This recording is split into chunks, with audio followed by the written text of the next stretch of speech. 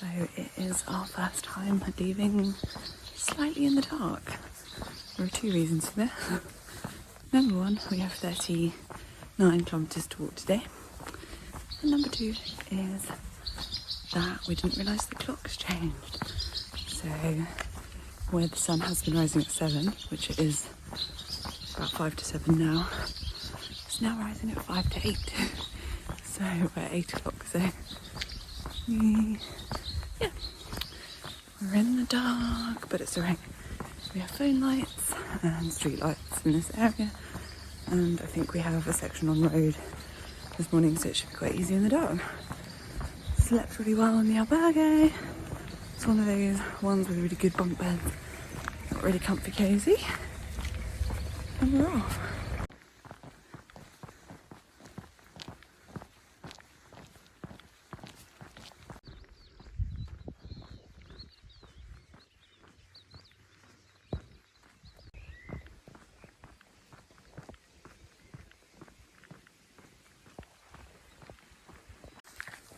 So we didn't even try to get anything in town this morning for breakfast because with the fiesta happening last night, I'm going to hazard a guess that most of the cafes will not be opening at 7 AM on a Sunday.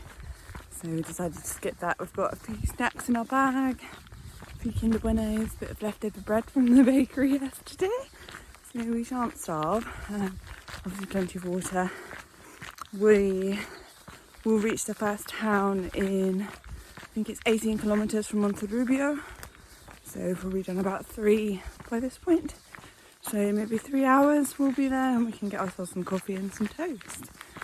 So this town, I can't remember the name, 18 kilometres from Monterrubio is where most people will stay, but we're effectively doing 2 stages in one day, just for timing, but also because we love it. We love it.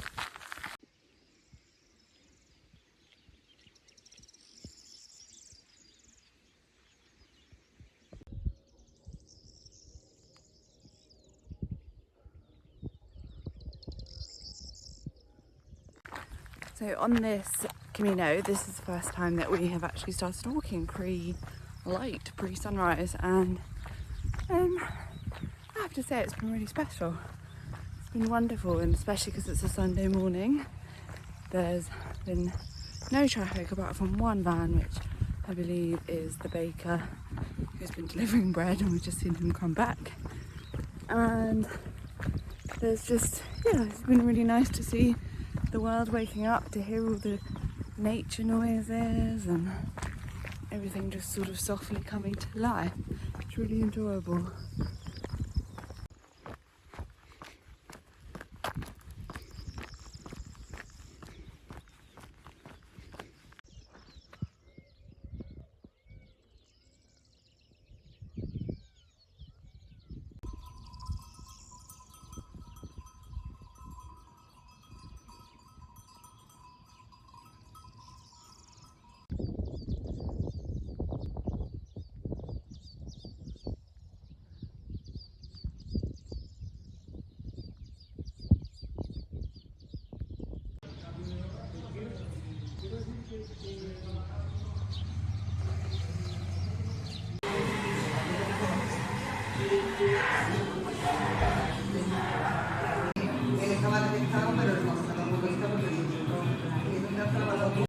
So we are in Castuera.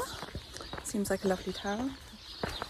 We just went and got coffee and tostada, and we're still hungry. We were embarrassed to ask for a second round, so we are walking to a second bar. We're just going to do it all again.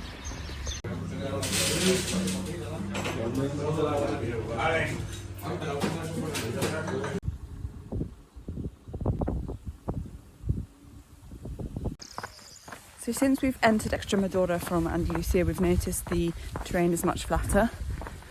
We can see for kind of miles. It's almost a bit like being on the Mesita on the Camino Frances. I guess pros and cons. So the cons of this bit are that the route is a little bit tedious, and the terrain is very much a lot of road walking. But pros, it's really quick and you can cover more kilometres than you might expect in a day.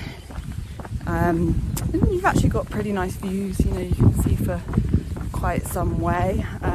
It's a contrast to particularly the section from Almeria to Granada, which was very mountainous. So yeah, we're enjoying it. It's just a bit different. Something to consider when you're planning this section before Merida is that you can probably do more kilometres than you might expect because of the gradient.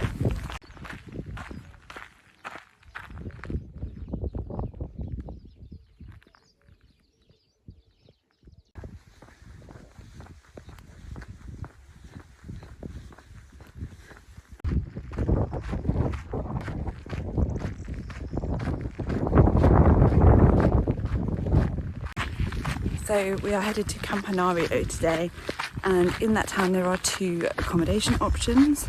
So the first is the municipal albergue, which has 6 beds, and the second is just outside of town.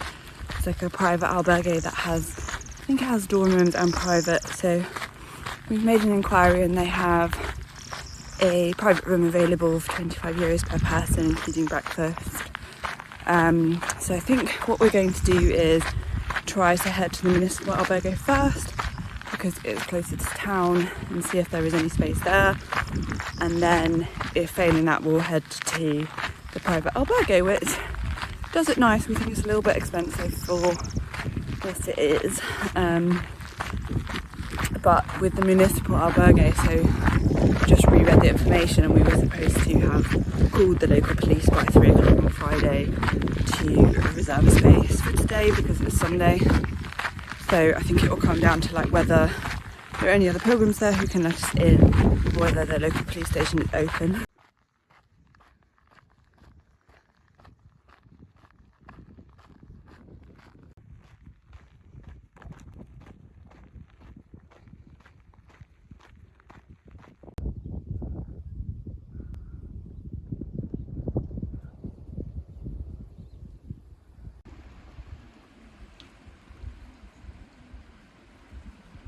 So we just crossed a bridge that we think has been damaged recently with all the rain and flooding that's happened.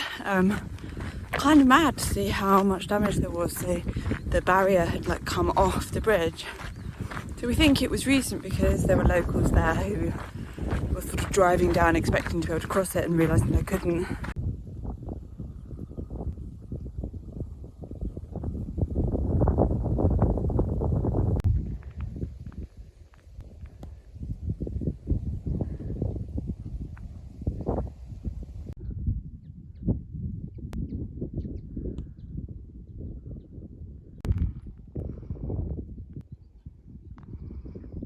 Oh, I made an appearance. Hello. I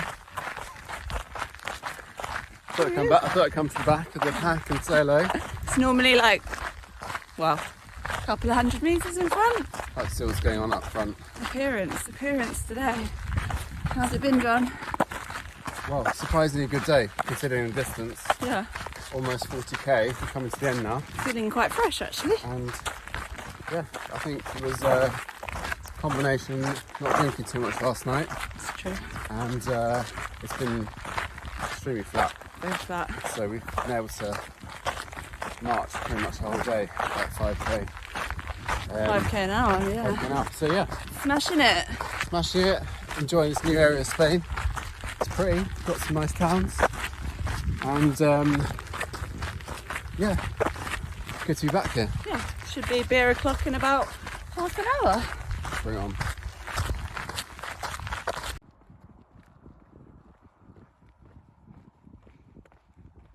This looks.